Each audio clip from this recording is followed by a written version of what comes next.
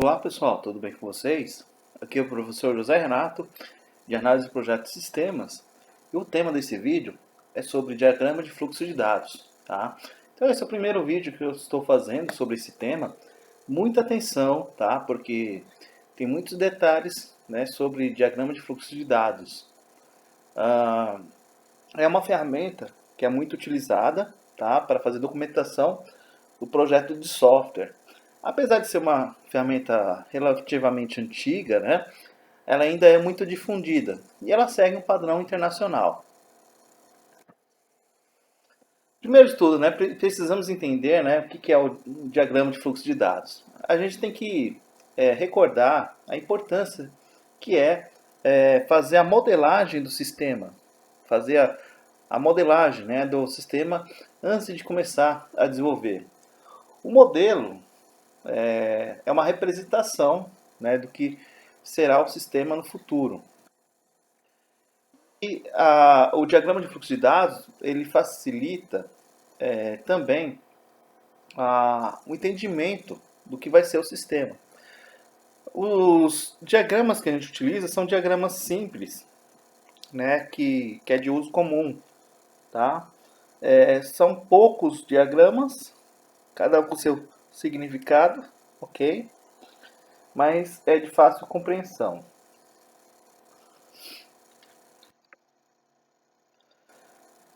Uma coisa que vai facilitar bastante, né, é entender, né, o que acontece dentro do sistema, como são processados os dados, né, pelo sistema. Você consegue verificar o fluxo desses dados, né, como que é a interação, né, dos processos, né, um em relação ao outro, gerando entrada e saída, consequentemente. Você vai ter uma visão geral, né, do sistema, como processos funcionais interligados, né, interagindo entre si. E você consegue ter uma visão também sobre as entidades, que seriam os elementos que vão interagir, né, com o processo. Ele é muito útil, principalmente quando você está lidando com uma parte do sistema que é complexa, tá, ou muito importante. Bom, e quais são os componentes do DFD? São apenas 4 componentes, tá? Bem simples e prático. Primeiro componente, nós temos as entidades externas. Tá?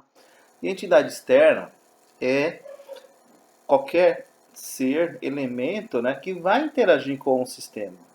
Ok?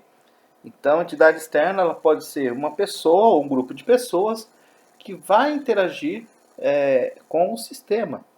Tá? E é claro, né, nós precisamos representar o fluxo de dados. Né? A entidade externa, por exemplo, ela vai interagir lá com um processo, ok? E ela vai fazer essa interação, enviando, por exemplo, dados, né? E esses dados, né, o tráfego desses dados é representado pelo fluxo de dados, que é uma maneira bem prática, né, objetivo de representar essa interação, tá? Temos o processo, que ele vai representar lá, né, a transformação dos dados, né, como se fosse a caixa preta, né, onde acontece a mágica, né, a transformação desses dados. E por último, nós temos o depósito de dados, que é o repositório, né, de dados. É onde vai ficar alocado esses dados para que esses dados possam ser consultados, né, modificados, atualizados, tá? Ele vai representar como se fosse o banco de dados, mas não é o banco de dados em si. Ele representa o coletivo de dados, ok?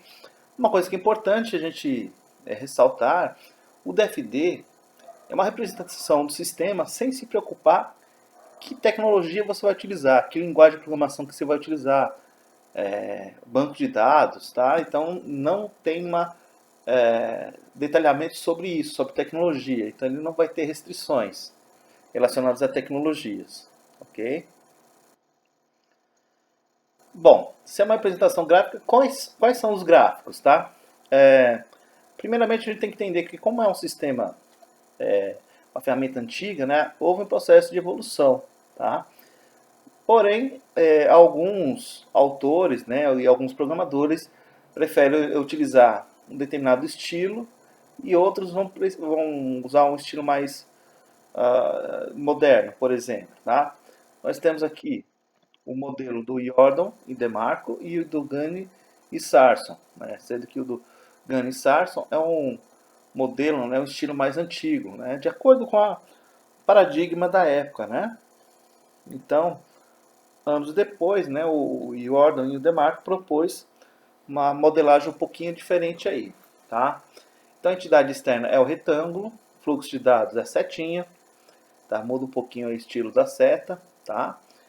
E o processo a gente já vê que tem uma diferença um pouco maior, né? Nós temos o círculo no Jordan e o retângulo com cantos arredondados no Game Sarson. Depósito de dados é um retângulo com as laterais abertas, né? Enquanto que o modelo do Game Sarson é um retângulo com uma lateral só aberta, ok? Bom, é comum a gente encontrar exemplos, até em livro, né, nos sites, na internet, que o pessoal acaba misturando um diagrama em relação ao outro, tá? Porém, né, apesar de ter essa mistura toda, como é padrão, né, a ideia do gráfico é você representar o sistema, tá? Não é correto, mas é comum da gente encontrar essa mistura aí de diagramas, tá?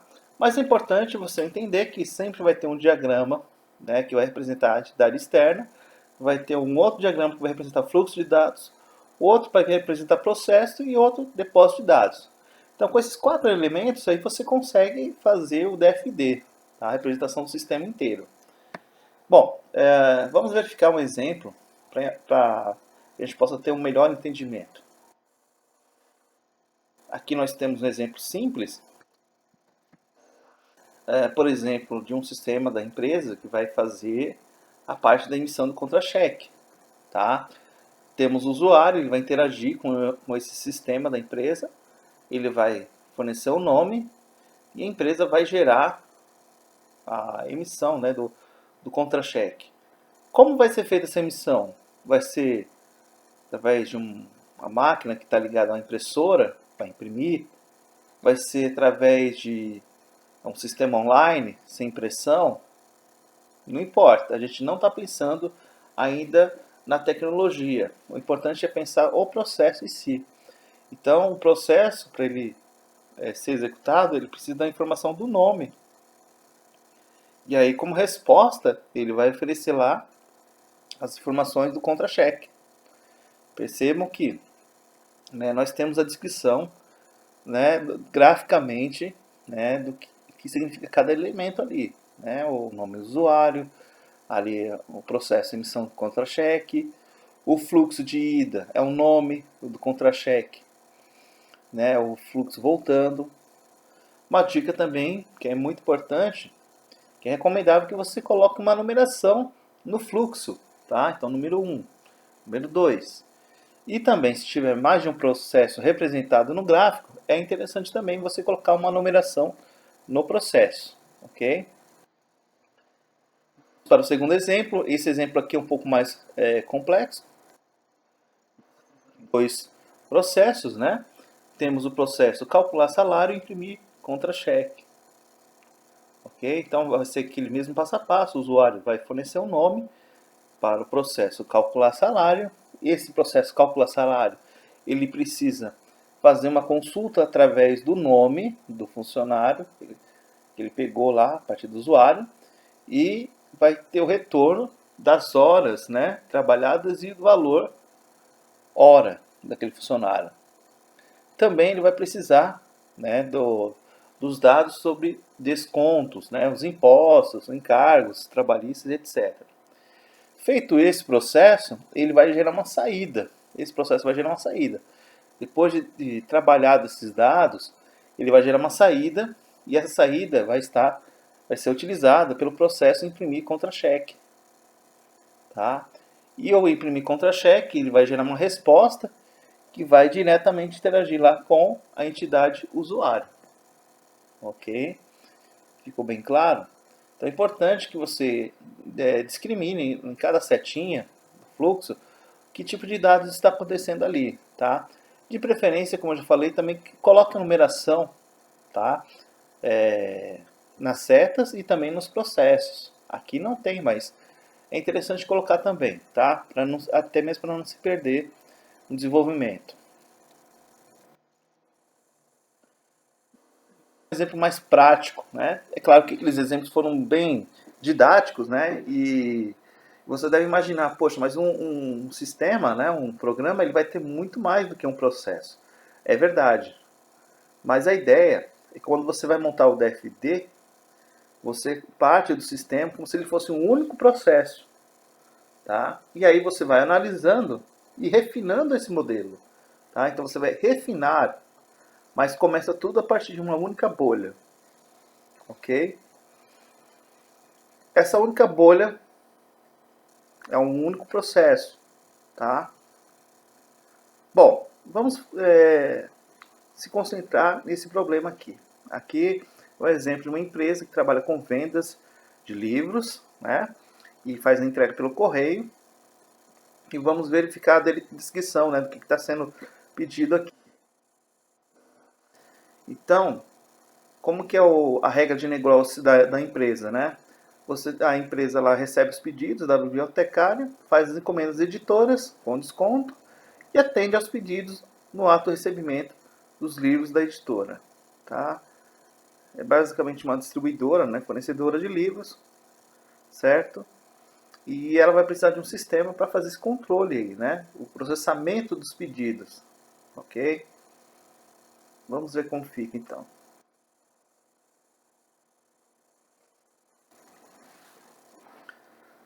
Apareceu mais uma informação aqui. A gerência planeja expandir a operação consideravelmente, possibilitando que outros profissionais, além de bibliotecários, possam fazer encomendas por telefone e ainda manter o sistema atual de pedidos por reembolso postal.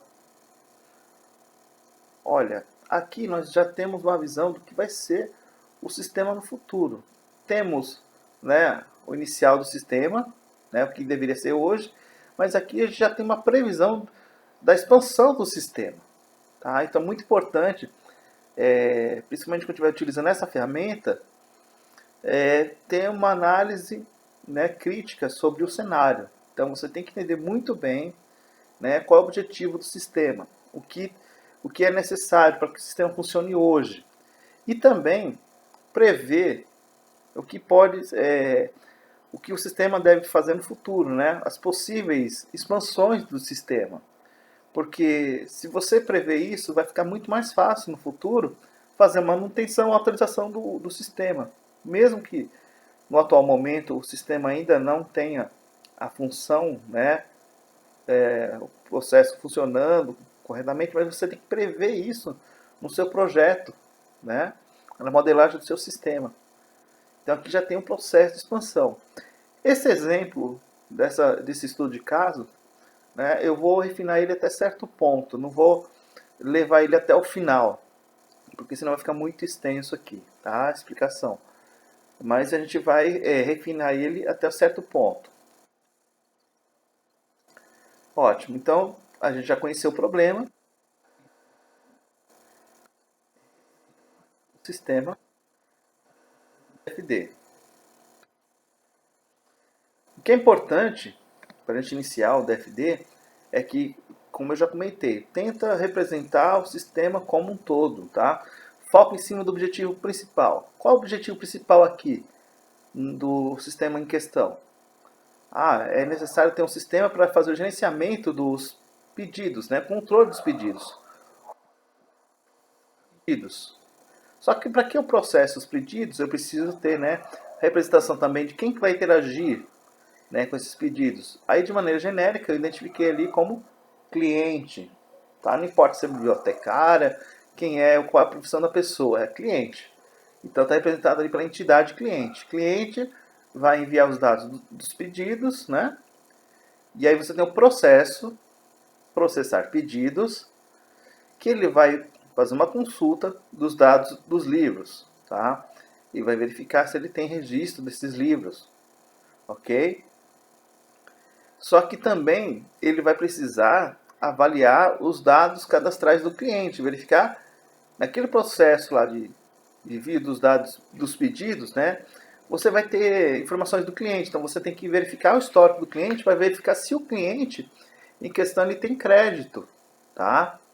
Então esse processar pedidos vai precisar da informação dos livros e informação da situação de crédito dos clientes.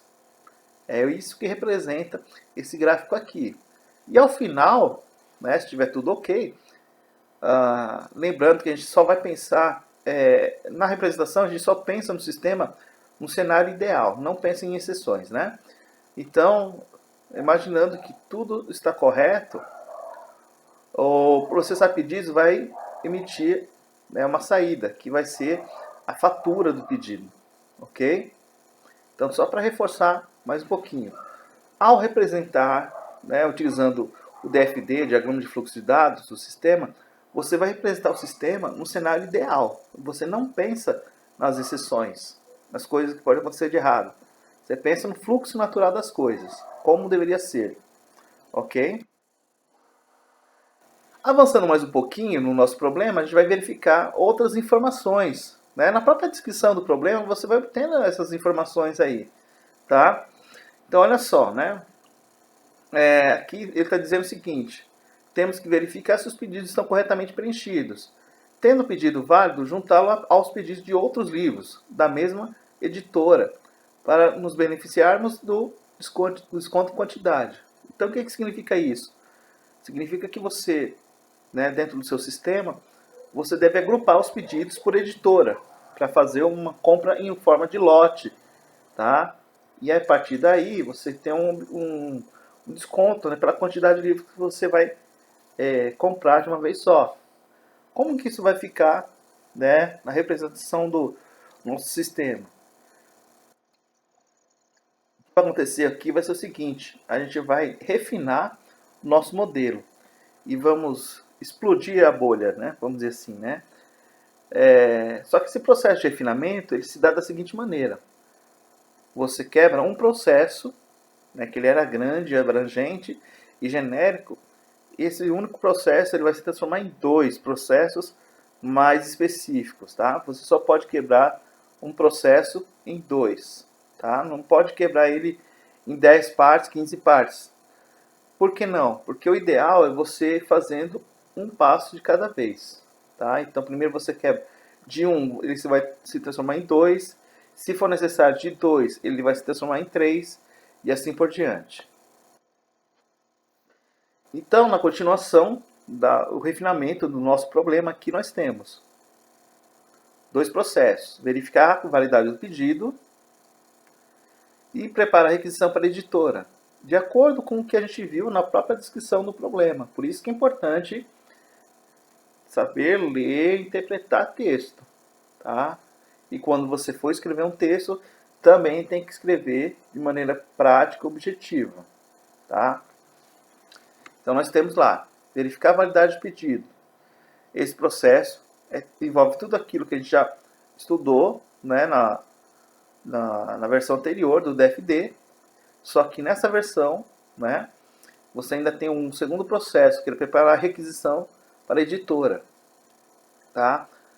A partir do processo 1, né, vai ser atualizado ali pedidos pendentes. E o processo 2, ele vai se alimentar, né, ele vai fazer uma consulta dos dados, né, que estão ali em depósito de dados, né, no depósito de dados, pedidos pendentes. E aí, através dessa consulta, ele vai fazer a requisição para a editora. Tá? Vai ser verificado se a editora tem cadastro ali no sistema. Então, é verificado se tem cadastro e é resgatado a informação sobre o endereço, o contato da editora. Tá? É claro que, como eu já falei, não é pensado aqui em exceções. Se não existia editora, se não existia o livro. Esse tipo de situação a gente não prevê no gráfico. Tá? A gente só prevê o cenário ideal. Beleza?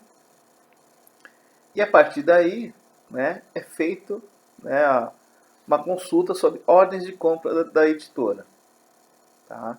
Para verificar se você pode agrupar essas ordens de compra, né, de modo que você possa depois criar um pedido para a editora maior em quantidade e obter o desconto, ok?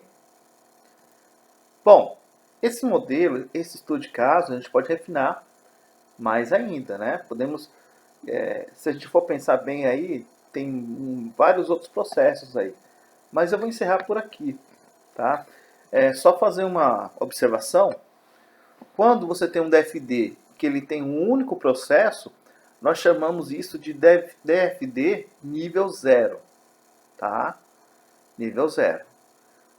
Quando você refinou esse processo nesse DFD, né? Você vai ter dois processos aí. Quando você tem dois processos, ele é um DFD nível 1.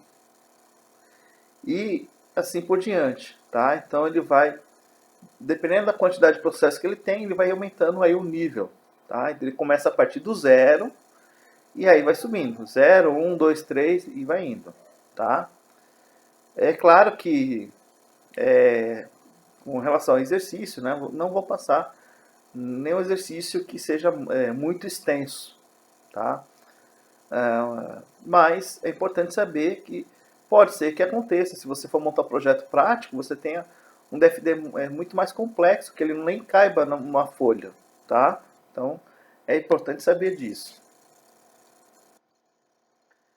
Eu montei meu DFD, mas aí vem uma questão, né? Verificar se o DFD ele é válido ou não, né? Como corrigir? Você mesmo deve corrigir o seu DFD, tá? Lembrando-se de 3 regras. São regras simples. A primeira regra: você não pode fazer um DFD ligando, né, diretamente uma entidade, duas entidades, né, externas, tá? Uma entidade externa com outra entidade externa. Não pode haver essa ligação, não pode ter um fluxo de dados, né? Não pode ter uma setinha ligando uma entidade externa com outra entidade externa. Por quê? Porque as entidades não interagem entre si diretamente. Se elas tiverem que interagir, elas vão interagir através de um processo. Então a setinha tem que apontar para o processo e aí do processo vai gerar uma saída para a entidade. É assim que funciona. Não tem como a entidade interagir se não for através de um processo. Guarde isso na cabeça. Não tem como a entidade interagir se não for através de um processo. É válido o fluxo, né, de dados ligando de forma direta depósitos de dados distintos, né? É a mesma lógica. O depósito de dados, né, é mais fácil ainda de compreender porque o depósito de dados ele é estático, né? Ele é um repositório, não necessariamente um banco de dados em si, mas ele é um repositório, uma coletânea de dados, né? Um coletivo de dados. E ele não pode ser um agente, né? Então, não se pode ligar diretamente dois depósitos de dados. Não pode haver um fluxo, não pode ter uma setinha ligando de forma direta, tá? E a terceira regra aqui: não é válido um fluxo ligando uma entidade externa a um depósito de dados. Por exemplo, se o cliente quiser fazer uma consulta ou uma atualização do próprio cadastro que ele tem no sistema, ele não pode acessar diretamente o depósito de dados. Isso daí não existe. Por quê? Porque ele só pode acessar os seus dados cadastrais se for através de um processo. Precisa haver um processo aí no meio, tá? Então tem um motivo, ok? Então não pode ter uma setinha ligando uma entidade externa e um depósito de dados, ok? Bom, aí vem outras questões, tá? É claro que aos poucos, né, eu vou passando outros detalhes, mas conhecendo essas 3 regras já é o suficiente para que você possa ir desenvolvendo. Esse é o primeiro vídeo ainda, né? Aos poucos eu vou passando mais detalhes, mas conhecendo essas 3 regras, você vai conseguir desenvolver. Pode surgir uma dúvida relacionada, por exemplo, ao processo. Ah, pode ter mais de uma setinha, né? Mais de um fluxo saindo do processo? Pode. Pode ter mais de um fluxo voltando para o processo? Pode. Tá? É muito comum você ter no processo, você ter um fluxo, né? Saindo ou vindo. Pode haver um processo que não tenha nenhuma setinha, nenhum fluxo? Não, isso não pode. Por quê? Porque se ele não tem nenhuma setinha, significa que ele é um processo inútil, ele está isolado. Um processo que não é utilizado, né? Nem faz sentido, então não é o processo. Então verifica-se se esse processo existe, e se ele existir, ele vai ter que necessariamente ter uma comunicação aí. Né? Ou ele vai fornecer alguns dados, ou ele vai consultar alguns dados. Okay? Geralmente o processo tem muitos fluxos. Bom, pessoal, espero que vocês tenham compreendido. Tá? Esse é apenas o primeiro vídeo. Procure revisar o material. Se a explicação foi um pouco rápida, é só repassar o vídeo. Tá? Depois, posta suas dúvidas. Né? Me procura, entra em contato comigo